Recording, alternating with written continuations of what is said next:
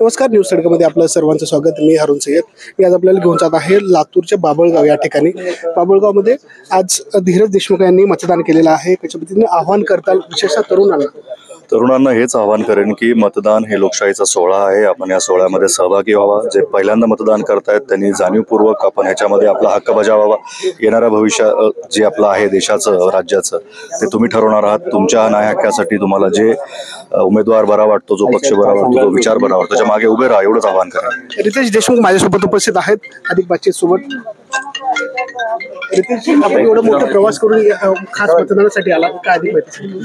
नाही, हे सांगायचं की खरं म्हणजे प्रवास करणं. माझं मतदान गावात आहे, बाभळगावमध्ये. प्रत्येक वेळा मी इथे येऊन मतदान करतो आणि हे अतिशय महत्त्वाचं आहे की लोकांनी कृपया मतदान केंद्रापर्यंत जाऊन, आपल्या गावात असेल, गल्लीत असेल, शहरात असेल तर जाऊन नक्कीच मतदान. ऊन खूप आहे, ऊन तर आहेच, उन्हाचा त्रास आहे, पण देशासाठी आपण जे करतोय मतदान करून त्याच्यापेक्षा हा कमी त्रास आहे. माझ्यासोबत जेनेलिया मॅडम देखील उपस्थित आहेत.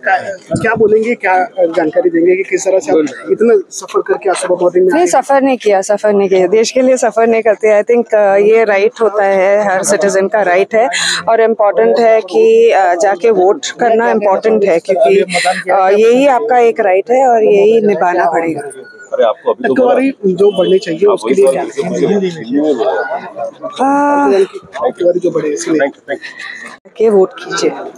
महिलाओं में जो टक्केवारी बढ़नी चाहिए उसके बारे में क्या आह्वान करेंगे? महिला जो निकलती नहीं है घरों से. थँक्यू.